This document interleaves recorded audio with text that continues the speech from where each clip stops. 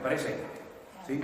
Vamos a pedir la bendición del Señor sobre esta clase. Hoy cambiamos un poco el escenario, y vamos a estudiar otro tema, creo que muy interesante de la palabra, pero como siempre vamos a orar y pedir la bendición del Señor sobre esta clase. Santiago, por favor, nos dirigen en oración, hermano. Sí, gracias Padre y Señor Jesús. Bendice a cada uno de estos hermanos que nos congregamos aquí esta tarde, Señor. Pon tu unción, Espíritu de Dios, sobre el pastor, sobre las enseñanzas que nos tiene preparadas para nosotros este día, y que sea de nuestra bendición propia de ahora y en adelante. Amén. Amén. Gloria a Dios. Muy bien, hermanos, como anuncié la semana pasada, hoy vamos a estudiar algunas cositas referentes al tema del milenio, ¿sí? Me ha llamado mucho la atención que algunos comentaristas, gente famosa, gente conocida, que han escrito extensos comentarios sobre toda la Biblia, a la hora de explicar, a la hora de dar información acerca del tema del milenio, como que no las tienen muy claras, que digamos. Algunos comentaristas, leí esta semana, dicen que el tema este del milenio es como algo demasiado judío, que realmente no es algo que entre dentro de la doctrina cristiana. Y me llamó muchísimo la atención que algunos libros que tengo que hablan de todo el tema del Apocalipsis, todo bien explicado, todo bien especificado, pero cuando llegan al tema este del milenio, como que no la tienen clara. Y incluso algunos comentaristas han dicho que la cifra esta que da la Biblia de 1000 años es una cifra para describir un número considerablemente grande de tiempo, pero que no se tiene que interpretar literalmente como 1000 años, que pueden ser 40, pueden ser 50, pueden ser 200, pero bueno, pusieron 1000 como para decir un tiempo prolongado. En fin, he escuchado y he leído cosas para todos los gustos, pero vamos a ver qué es lo que nos dice la palabra, ¿sí? Yo en esta tarde he seleccionado algunos pasajes bíblicos que los voy a dictar para que ustedes los apunten, y después vamos a ir uno por uno leyendo directamente de la palabra para ver qué información nos da la Biblia acerca de este tema tan interesante. El primer pasaje está en Apocalipsis 20, del versículo 1 al versículo 10. Repito, Apocalipsis 20, del 1 al 10. Los siguientes textos que vamos a leer están en el Antiguo Testamento. El primero se encontraría en Isaías 11, del 6 al 16. El tercer pasaje en Isaías 65, del 17 al 25. Isaías 65, del 17 al 25. Y el cuarto pasaje se encuentra en Zacarías 14, del 16 al 21. Repito, Zacarías 14, del 16 al 21. Entonces, un texto está en Apocalipsis, dos en Isaías y un cuarto en el libro del profeta Zacarías. Voy a comenzar leyendo el capítulo 20 del libro de Apocalipsis, que es un capítulo que nos habla principalmente del tema del milenio. Y vamos a prestar atención, a ver qué información nos da aquí la palabra. Vi a un ángel que descendía del cielo con la llave del abismo y una gran cadena en la mano. Y prendió al dragón, la serpiente antigua, que es el diablo y Satanás, y lo ató por 1000 años. Y lo arrojó al abismo y lo encerró, y puso su sello sobre él, para que no engañase más a las naciones hasta que fuesen cumplidos 1000 años. Y después de esto debe ser desatado por un poco de tiempo. Versículo 4. Vi tronos y se sentaron sobre ellos los que recibieron facultad de juzgar. Y vi las almas de los decapitados por causa del testimonio de Jesús y por la palabra de Dios, los que no habían adorado a la bestia ni a su imagen, y que no recibieron la marca en sus frentes ni en sus manos, y vivieron y reinaron con Cristo 1000 años. Pero los otros muertos no volvieron a vivir hasta que se cumplieron 1000 años. Esta es la primera resurrección. Bienaventurados y santo el que tiene parte en la primera resurrección. La segunda muerte no tiene potestad sobre estos, sino que serán sacerdotes de Dios y de Cristo y reinarán con él 1000 años. Cuando los 1000 años se cumplan, Satanás será suelto de su prisión y saldrá a engañar a las naciones que están en los 4 ángulos de la tierra, a Gog y a Magog, a fin de reunirlos para la batalla, el número de los cuales es como la arena del mar. Subieron sobre la anchura de la tierra y rodearon el campamento de los santos y la ciudad amada, y de Dios descendió fuego del cielo y los consumió. Y el diablo que los engañaba fue lanzado en el lago de fuego y azufre, donde estaban la bestia y el falso profeta, y serán atormentados día y noche por los siglos de los siglos. Esto es lo que nos dice el capítulo 20 del libro de Apocalipsis, referente al tema del milenio. Nosotros creemos, por supuesto los que están viendo o van a ver estas clases después, a lo mejor pueden tener diferente opinión. Bueno, nosotros respetamos las opiniones de todo el mundo, pero nosotros creemos que cuando la Biblia habla de que durante 1000 años reinará el Señor Jesucristo, yo entiendo que es algo literal. Yo no entiendo que es algo simbólico, porque no tiene ningún sentido poner una cifra que no es verdad. Si el Señor no fuera a reinar 1000 años, yo creo sinceramente que Él lo hubiera dicho claramente a través de la pluma del apóstol Juan. Hubiera dicho, reinaré 50 años, 100 años, 200 años, pero ¿por qué la cifra de 1000? Yo creo sinceramente que no es una cifra simbólica, yo creo que realmente es una cifra literal. También he oído algunas personas que creen que el milenio va a durar un día. Es decir, con que reine el Señor un día, ya se cumple la palabra que dice que Cristo reinará. Por otra parte, algunas personas me han preguntado, porque no entienden, cómo es que la Biblia dice que su reino no tendrá fin y después la Biblia limita el tiempo de su reinado a 1000 años. Dije en una de las clases, si no recuerdo mal, la anterior, que siempre hay como un anticipo, como un botón de muestra de lo que después se va a hacer en mayor escala, medida o en tiempo.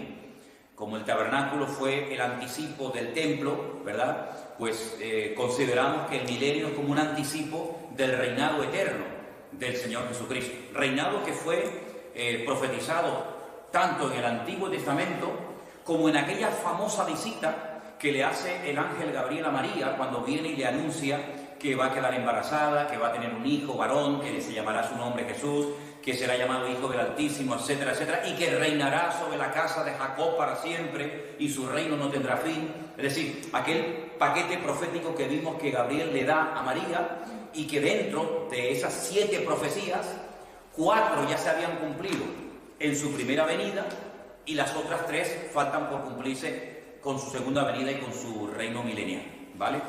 Ahora, el versículo 1 nos da una clave muy interesante, porque dice que un ángel desciende del cielo y es el que hace que Satanás quede aprisionado. Satanás queda atado por 1000 años.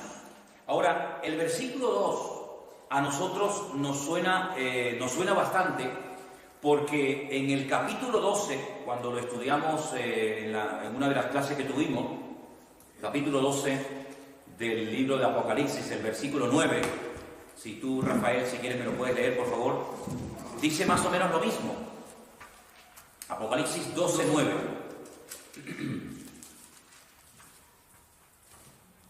Y fue lanzado fuera el dragón, la serpiente antigua, que se llama Diablo y Satanás, el cual engaña al mundo entero. Fue arrojado a la tierra y sus ángeles fueron arrojados con él. Nuevamente aparece la expresión dragón, serpiente antigua, diablo, Satanás. Está describiendo a la misma persona, ¿sí? La palabra Satanás viene del hebreo satán, que significa adversario o fiscal, ¿vale? En hebreo se le llama a Satanás Hasatán, el Satán, y significa, repito, adversario o fiscal. Saben que en un juicio está el abogado defensor, está el juez y está el fiscal. En este caso Satanás hace la función, digamos, de fiscal, de acusador, ¿vale? La palabra diablo es una palabra de origen griego habla de la misma persona, pero significa calumniador y también significa acusador, ¿vale? Diablo significa calumniador y acusador. Lo de serpiente antigua, evidentemente, por lo que ocurrió en el jardín del Edén, que fue el animal que Satanás utilizó para engañar, para seducir a Eva. Y el dragón, pues, por ser ese animal que forma parte de la mitología, que arrojaba fuego por la boca, y que es un animal, pues, que infunde miedo, que infunde terror, no solamente por su apariencia, sino por lo que proyecta por su boca. Y es el animal que se emplea un poco para describir a la figura de Satanás, ¿no? Sí, Satanás recibe no solamente estos nombres en la Biblia. No sé si recuerdan ustedes algún título o algún nombre más al cual se refiere a la Biblia para hablar de Satanás. ¿Recuerdan alguno? El engañador. El inicuo es el anticristo. Pero, por ejemplo, el padre de mentira. ¿Vale? El padre de mentira, el príncipe de la potestad del aire, el Dios de este mundo, Dios en castellano con minúscula, se sobreentiende, ¿vale? ¿Perdón? El príncipe de las tinieblas, Belcebú, también se le conoce, y tú echas los demonios por el príncipe de los demonios, que era en ese caso Belcebú. Sí, recibe diferentes nombres, como también el Señor Jesucristo recibe a lo largo de la Biblia diferentes títulos. Emmanuel, Alfa, Omega, Príncipe de Paz, Admirable, Consejero, Dios Fuerte. ¿Por qué? Porque cada nombre o cada título define su función, su naturaleza o su esencia, ¿vale? También el Espíritu Santo en el Nuevo Testamento y en toda la Biblia recibe diferentes títulos o nombres, ¿no? Espíritu de gracia, Espíritu Santo, Espíritu de vida, Espíritu de adopción, Consolador, etcétera, etcétera, ¿vale?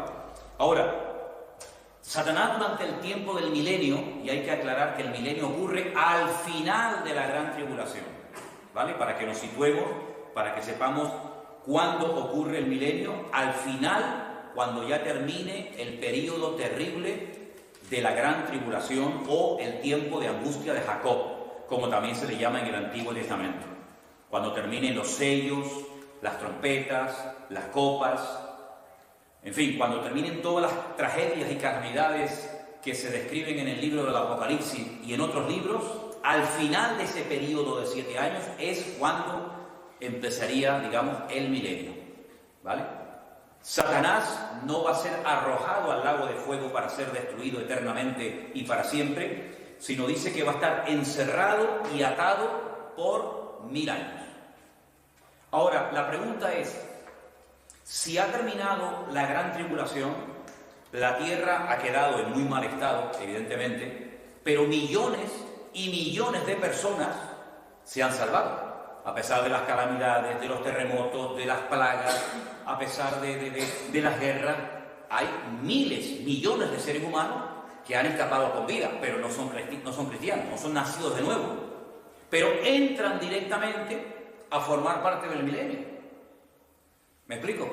Si son personas que han salido vivas de la gran tribulación y de repente se encuentran en una etapa en la que Cristo está reinando con su pueblo, con sus hijos en este mundo, pero ellos no han nacido de nuevo. No han experimentado el nuevo nacimiento. Sobre esas personas son sobre los que reinamos juntamente con Cristo.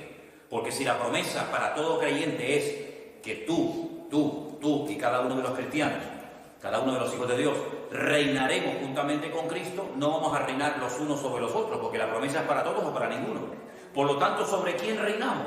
Sobre todos aquellos inconversos que han escapado con vida de la gran tribulación y entran directamente a formar parte de una etapa idílica de la historia, una etapa realmente extraordinaria, que en los capítulos que les di del libro de Isaías se describe de una forma maravillosa. Vamos a ir directamente ya al libro de Isaías, en este caso al capítulo 11, por favor, Isaías, el capítulo 11, a partir del versículo 6, vamos a leer una descripción muy interesante acerca de este periodo que lo llamamos el milenio, donde Cristo, el Señor, reina. Todo el capítulo 11, o prácticamente, sí, todo el capítulo 11 del profeta Isaías nos habla acerca del reinado del Mesías. Sabemos que el Mesías estaba escrito en el mismo libro, está escrito en el mismo libro de Isaías, que vendría una primera vez como siervo sufriente a sufrir, a morir, a pagar el precio de nuestra redención Isaías capítulo 53 nos lo describe con una exactitud maravillosa, 800 años antes de su nacimiento, pero el capítulo 11 nos describe su reinado. Sabemos que Cristo en su primera venida no reinó, aunque en algunas ocasiones quisieron hacerlo rey, pero Él no vino a reinar. Él vino a lo que vino en su primera venida, pero en su segunda venida, en su retorno, en su parousia, vendrá a reinar. Y en el capítulo 11, a partir del versículo 6 dice: morará el lobo con el cordero, el leopardo con el cabrito se acostará, el becerro y el león y la bestia doméstica andarán juntos, y un niño los pastoreará. Algunos interpretan que estos animales que se mencionan aquí, el cordero, el lobo, el leopardo, el cabrito, etcétera, el becerro, se refieren a naciones. Bueno, la vaca y la osa pacerán, sus crías se echarán juntas, el león como el buey comerá paja, el niño de pecho jugará sobre la cueva del áspid, y el recién destetado extenderá su mano sobre la caverna de la víbora. Versículo 9: no harán mal ni dañarán en todo mi santo monte, porque la tierra será llena del conocimiento del Señor como las aguas cubren la mar. Acontecerá en aquel tiempo que la raíz de Isaí, la cual estará puesta por pendón a los pueblos, será buscada por las gentes, y su habitación será gloriosa. Asimismo acontecerá en aquel tiempo que el Señor alzará otra vez su mano para recobrar el remanente de su pueblo que aún quede en Asiria, Egipto, Patros, Etiopía, Elam, Sinar, Amad y en las costas del mar. Levantará pendón a las naciones y juntará a los desterrados de Israel, y reunirá a los esparcidos de Judá de los 4 confines de la tierra. Y se disipará la envidia de Efraín, y los enemigos de Judá serán destruidos. Efraín no tendrá envidia de Judá, ni Judá afligirá a Efraín. Sigo, versículo 14. Sino que volarán sobre los hombros de los filisteos al occidente. Saquearán también a los de oriente. Edom y Moab les servirán, y los hijos de Amón los obedecerán. Secará el Señor la lengua del mar de Egipto, es decir, el río Nilo, y levantará su mano con el poder de su espíritu sobre el río, y herirá en sus 7 brazos, y hará que pasen por él con sandalias. Fíjate. Habrá camino para el remanente de su pueblo, el que quedó de Asiria, de la manera que lo hubo para Israel el día que subió de la tierra de Egipto. Aquí se nos están dando datos muy interesantes acerca de lo que va a ocurrir en esta etapa de la historia que la conocemos con el nombre de el milenio. En cierto sentido, si tuviéramos que poner un ejemplo bíblico de cómo será la era milenaria, se va a parecer mucho a los tiempos de Adán y Eva en el jardín del Edén, donde los leones, por ejemplo, no eran carnívoros, sino eran herbívoros, cosa que vuelve a ocurrir, donde no había maldad, todo era santidad, todo era armonía, perfección, todo era maravilloso, y donde el Señor Jesucristo estará reinando sobre la tierra. Entonces, al no estar Satanás suelto, al no haber esa posibilidad de pecar, al no haber esa posibilidad de ser tentado por Satanás porque está atado, hay una buena conducta. Hay, digamos, un ambiente idílico, hay un ambiente extraordinario y maravilloso sobre toda la tierra, pero no porque hayan nacido de nuevo las personas sobre las cuales estamos reinando, sino porque no están bajo la influencia directa de Satanás. Pero hemos leído esta noche que cuando Satanás al final del milenio sea suelto otra vez por un poco de tiempo, otra vez intentan hacer guerra contra los santos y contra el mismísimo Señor Jesucristo. Después lo vamos a volver a leer otra vez. Pero ¿os dais cuenta de la descripción que se nos da aquí? No hay maldad, no hay violencia, no hay agresividad, sino todo vuelve otra vez a la armonía y a la perfección de los tiempos del jardín del Edén, antes del pecado, antes de la desobediencia. En el mismo libro de Isaías, un poquito más adelante, en el capítulo 65, Isaías capítulo 65, versículo 17, nos dice cosas muy interesantes acerca de estos tiempos. Estamos en Isaías 65 a partir del verso 17. Porque he aquí que yo crearé nuevos cielos y nueva tierra, y de lo primero no habrá memoria, ni más vendrá el pensamiento. Mas os gozaréis y os alegraréis para siempre en las cosas que yo he creado, porque aquí que yo traigo a Jerusalén alegría y a su pueblo gozo. Y me alegraré con Jerusalén y me gozaré con mi pueblo, y nunca más se oirá en ella voz de lloro ni voz de clamor. No habrá más allí niño que muera de pocos días, ni viejo que sus días no cumpla, porque el niño morirá de 100 años.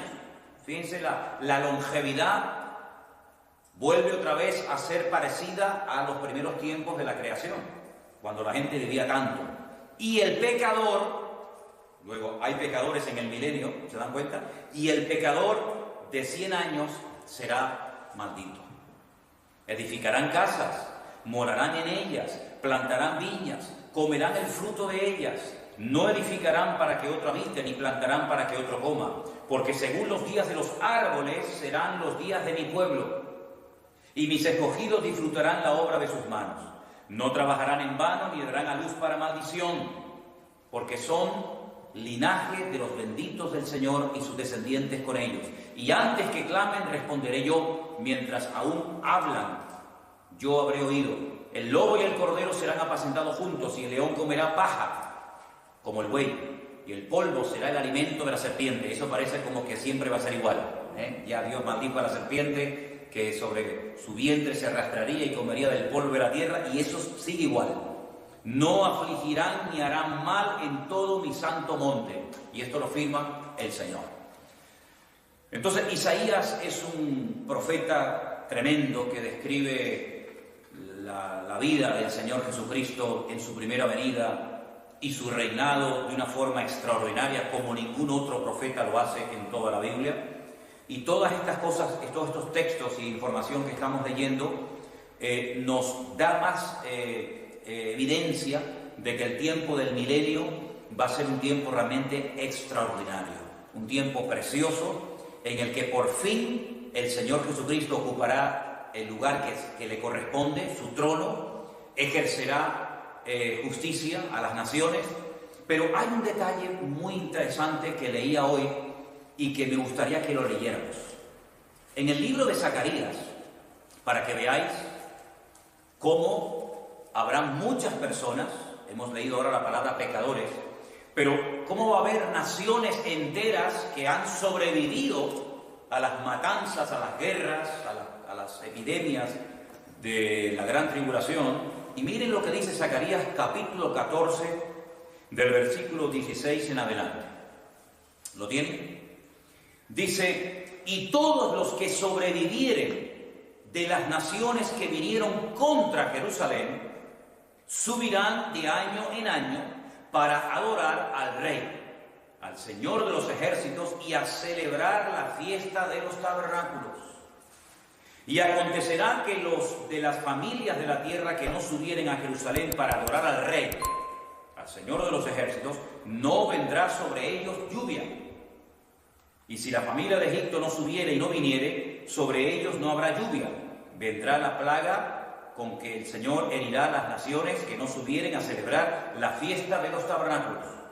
Esta será la pena del pecado de Egipto y del pecado de todas las naciones que no subieren para celebrar la fiesta de los tabernáculos. En aquel día estará grabado sobre las campanillas de los caballos: santidad a Dios. Y las ollas de la casa del Señor serán como los tazones del altar. Y toda olla en Jerusalén y Judá será consagrada al Señor de los ejércitos, y todos los que sacrificaren vendrán y tomarán de ellas, y cocerán en ellas, y no habrá en aquel día más mercader en la casa del Señor de los ejércitos. Es decir, estamos viendo cómo naciones enteras tendrán que subir todos los años a Jerusalén a adorar al Rey y a celebrar, específicamente dice aquí, la fiesta de los tabernáculos, que es la fiesta que le recordaba y le recuerda en la actualidad todavía al pueblo de Israel su tiempo de peregrinación en el desierto. Cuando salieron de Egipto, iban rumbo a la tierra prometida. Ellos estuvieron acampando en tiendas de campaña durante muchísimo tiempo, y para que no olviden el estilo, el modelo de vida que vivieron durante mucho tiempo, celebran todos los años entre aproximadamente el mes de septiembre y octubre una fiesta que se llama Sukkot, nosotros la conocemos como la fiesta de los tabernáculos, donde construyen pequeñas tienditas, pequeñas cabañas, y de esa manera recuerdan como familia la peregrinación de sus antepasados por el desierto. Bueno, pues a esa fiesta dice la Biblia que todos los años las naciones que hayan sobrevivido tendrán que subir a Jerusalén. Y si no quieren subir, pues dice la Biblia que ese año sobre ese país, sobre esa nación, no mandará el Señor la lluvia. Entonces vemos que en ciertos sentidos como que sigue la vida, pero con unas características muy interesantes.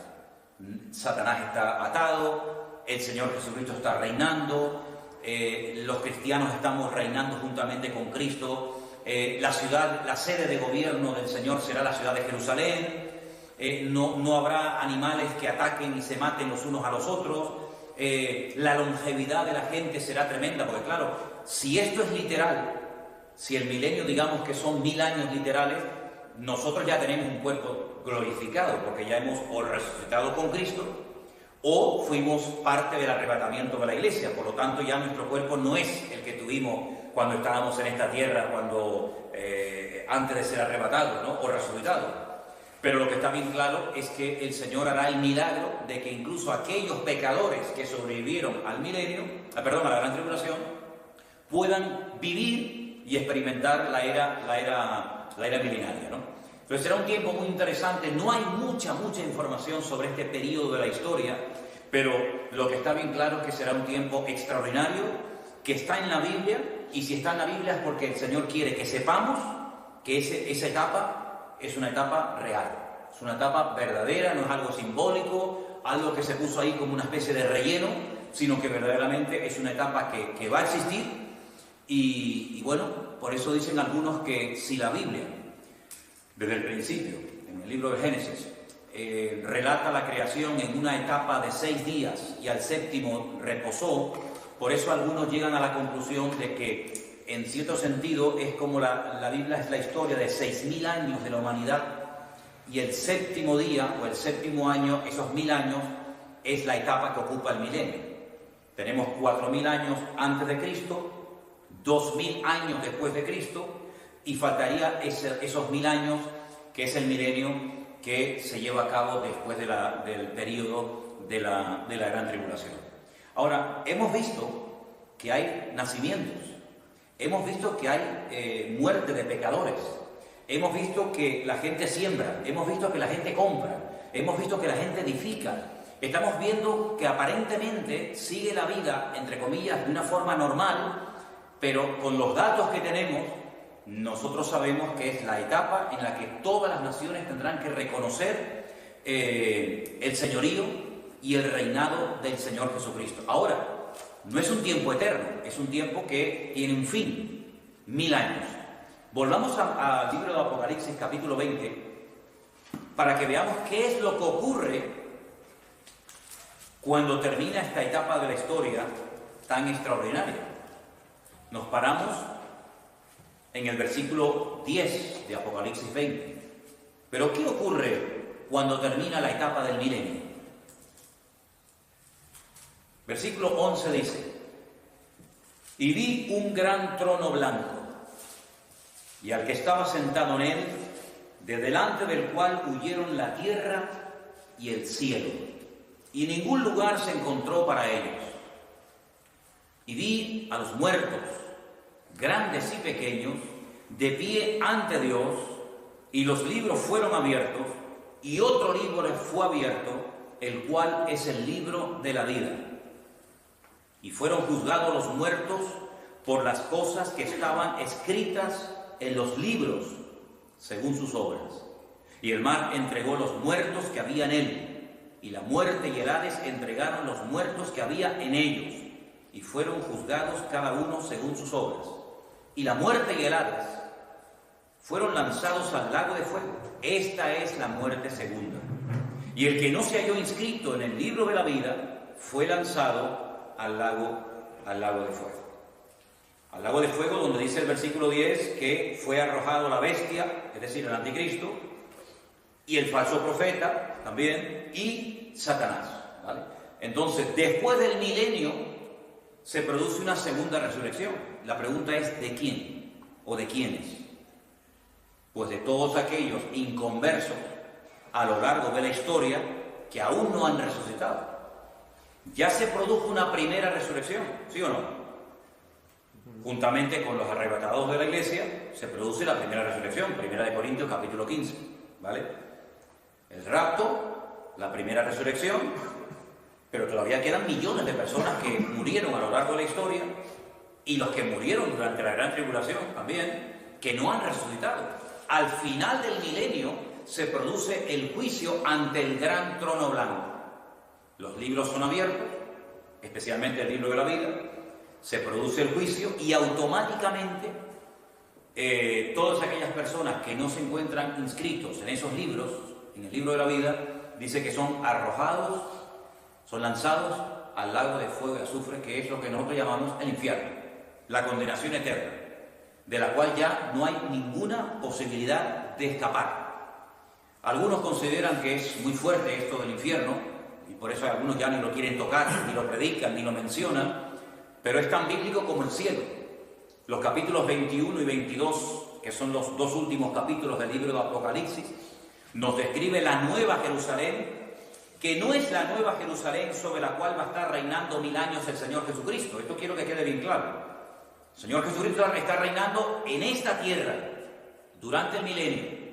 Termina el milenio, se produce la segunda resurrección, el juicio ante el gran trono blanco y a continuación entraría la etapa de la Nueva Jerusalén, esa ciudad maravillosa que la Biblia describe con 12 puertas de perla, con los cimientos de diferentes materiales, etcétera, etcétera. Esa todavía está, digamos, sin estrenar. La Nueva Jerusalén todavía está sin estrenar. Ese es el regalo final del novio a su amada, a su iglesia, a su pueblo, ¿vale? Entonces, el reinado de Cristo es en la ciudad de Jerusalén para el mundo entero. Las naciones tienen que subir a Jerusalén, pero el Señor Jesucristo tiene su trono, su sede de gobierno en la Jerusalén terrenal, que cuando Él viene, pueden repasar el capítulo 14 de Zacarías, cuando Él viene, la ciudad queda totalmente sacudida, porque la Biblia nos dice que se produce un terremoto tremendo, se hace un valle gigantesco, salen del interior de la ciudad de Jerusalén aguas vivas que entran en el Mar Muerto, otras que van hacia el Mediterráneo. El Mar Muerto se convierte en un barco, una vida extraordinaria, peces y una vida abundante comienzan a aparecer. Es decir, la ciudad actual que conocemos y que hemos visitado muchas veces de Jerusalén no se va a parecer en lo más mínimo a la Jerusalén sobre la cual Cristo va a reinar. Sí, la ciudad va a cambiar bastante. Incluso en el libro de Ezequiel, ustedes pueden leer la información que el Señor le da al profeta Ezequiel sobre el templo. No el templo que quieren construir los judíos, que sería el tercero. El primero, ¿quién lo construyó? Salomón. ¿Eh? No, el primer templo, el tabernáculo fue Moisés. El primer templo lo construyó Salomón. Ese quedó destruido. Y cuando vuelven del cautiverio se vuelve a reconstruir un segundo templo. ¿En los tiempos de quién? De Esdras, de Nehemías, de Zorobabel, perfecto. Volvió a ser destruido por los romanos, en el año 70 después de Cristo. Y desde el año 70 de la era cristiana hasta hoy, allí no hay templo. Pero la Biblia habla de un tercer templo, que va a ser profanado por el anticristo, donde él va a poner la famosa imagen de la bestia, etcétera, etcétera, ¿no? Vale. Ese templo va a ser profanado y probablemente hasta destruido. Pero el templo al cual van a tener que subir todas las naciones para celebrar la fiesta de los tabernáculos y para adorar al Rey de Reyes y Señor de los Señores, va a ser un templo gigantesco, que según los datos y las medidas que nos da en el libro de Ezequiel, abarcará toda la ciudad de Jerusalén. Y esto es lo que muchos no saben. Las medidas que nos da el profeta Ezequiel no es las medidas de un templo chiquitito solamente en la explanada de las mezquitas o en el antiguo monte Moriah.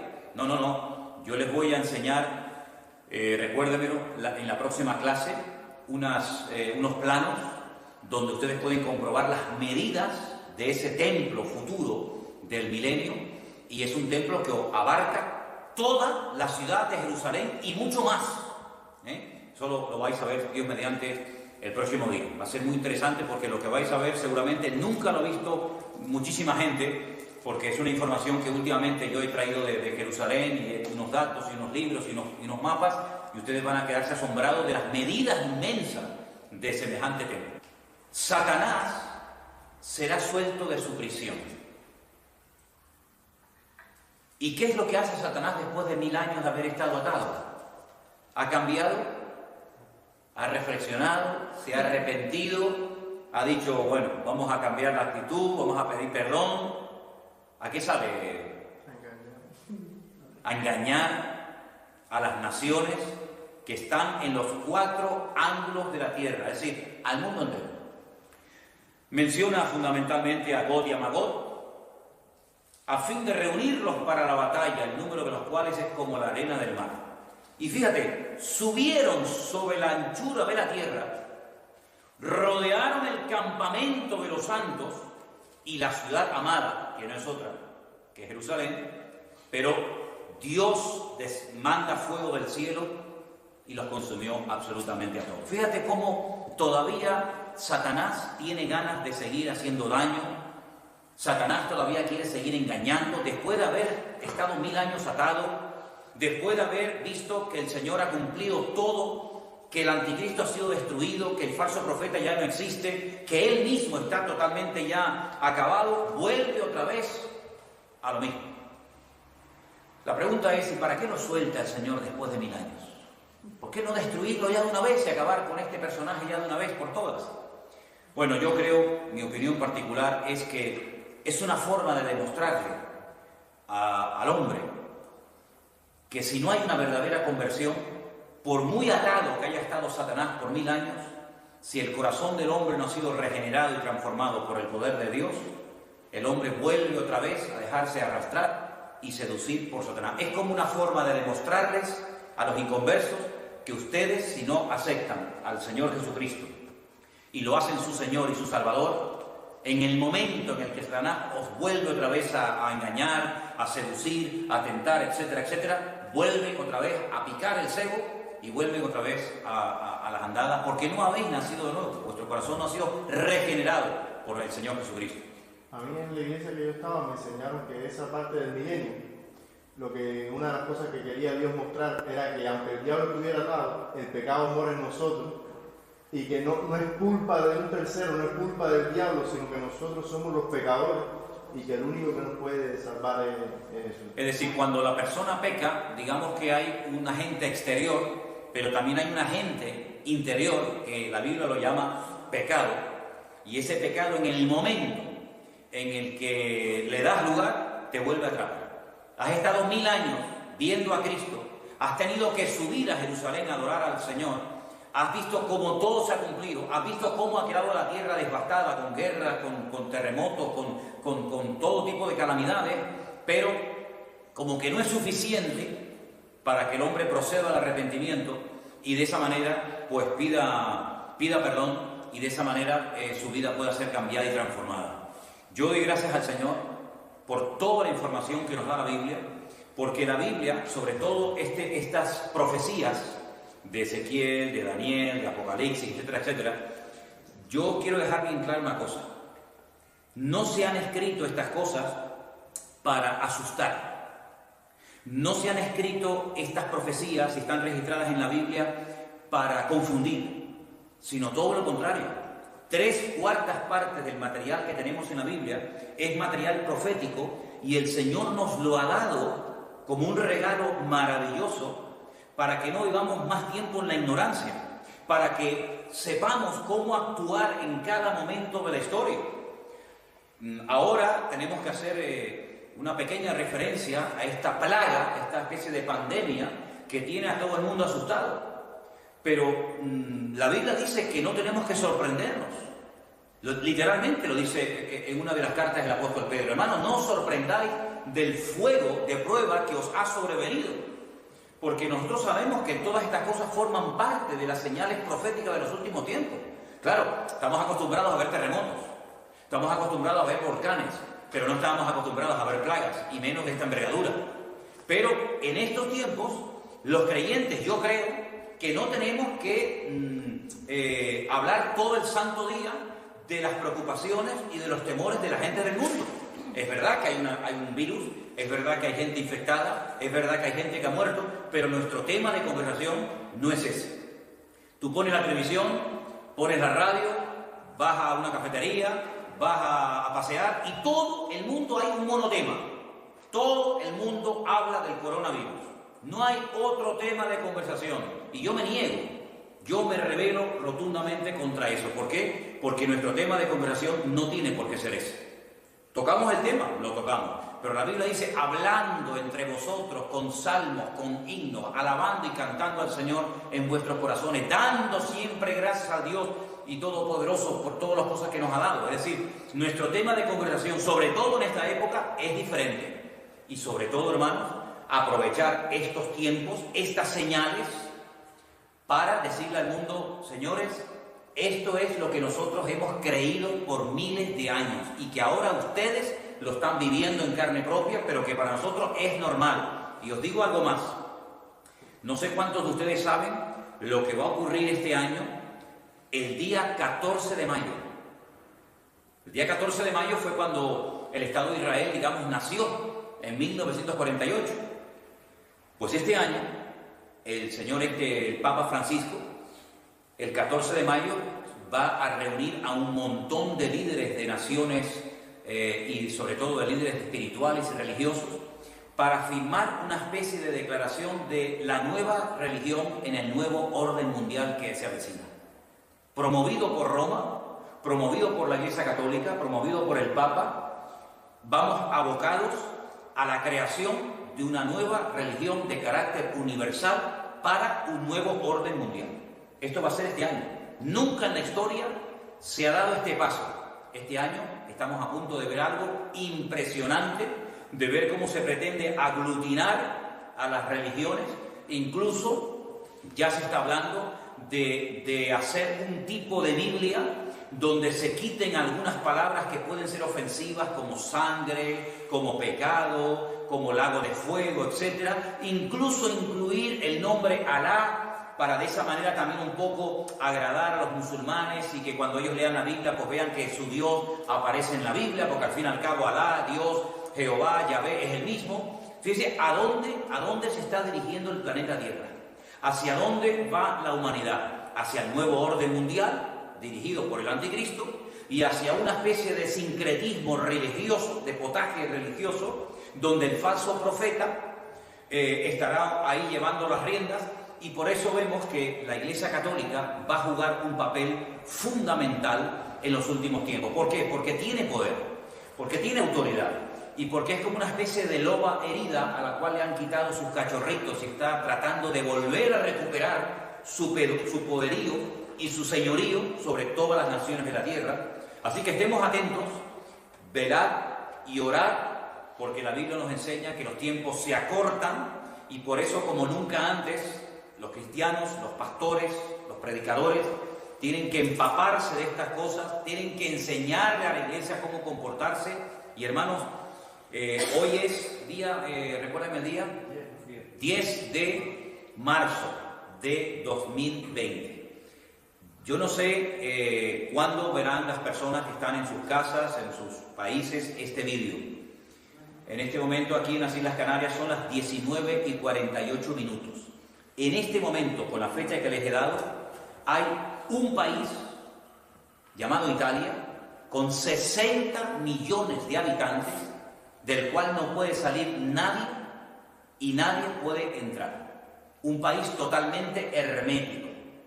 Estamos en contacto con algunos pastores. Hoy volví a hablar con otro pastor también de Milán y me decía que es tremendo lo que la gente está viviendo allí.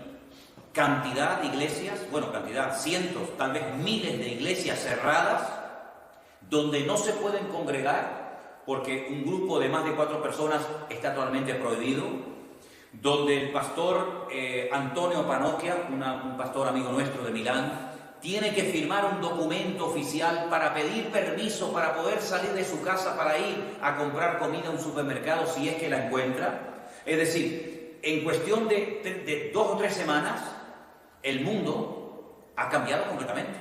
La economía está entrando en un periodo de recesión tremendo. Miles de turistas que tenían ya sus reservas para Semana Santa y para otras épocas del año probablemente no puedan viajar.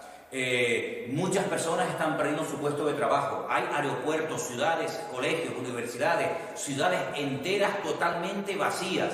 Es decir, parece algo apocalíptico, pero precisamente el último libro de la Biblia se llama el Apocalipsis. Y mira tú por dónde, y quiero ir terminando la clase de hoy diciendo que si nosotros comenzáramos a leer la Biblia desde el principio, desde el libro del Génesis, o si elegimos comenzar a leer el Nuevo Testamento empezando por Mateo, sea como sea, al final de la Biblia nos encontraríamos, entre comillas, digo casualmente, con el libro del Apocalipsis, como diciéndonos el Señor, al final de haber leído todo, recuerda lo que se profetiza, lo que se escribe, lo que se escribió en el libro del Apocalipsis, para recordar que lo que va a ocurrir, yo te lo estoy diciendo de antemano, para que aquellas cosas no te sorprendan y no te vengan a ti las cosas como ladrón en la noche.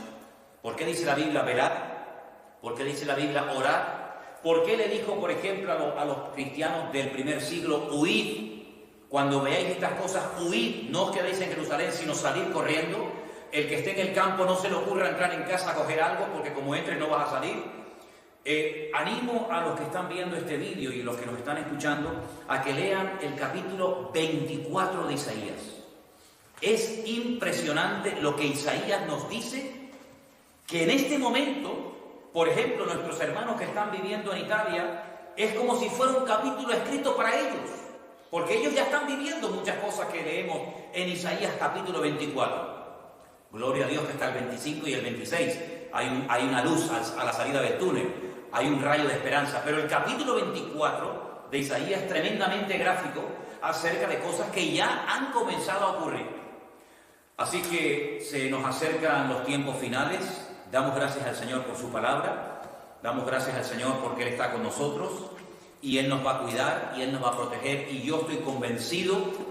Y yo confieso esto, no digo yo declaro, yo decreto, sino yo confieso la fe que tengo de que en estos últimos tiempos el Señor hará una diferencia entre aquellos que creemos y aquellos que se niegan a creer.